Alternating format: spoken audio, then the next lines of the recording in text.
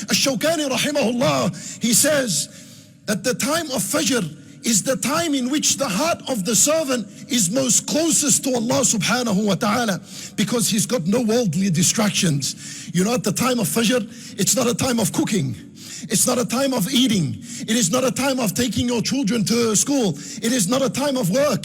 You don't get up at the time to answer phone calls. It is dead. There is nothing of worldly affairs. In other words, the one who wakes up for Salat al-Fajr purely woke up for Allah's sake and nothing else.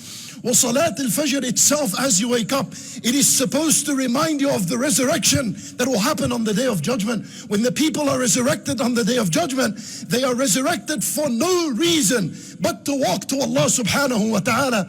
And so every Salat al-Fajr that you get up for is a moment and an opportunity for you to earn an-nafs al-mutma'inna, to earn that peace and that tranquility in your life. Well, as you get up and as you walk, remember that there is going to come a day in where you'll come out of your grave and you're walking to Allah just like you used to walk in this life to Allah subhanahu wa ta'ala's masajid to establish this salat among the believers.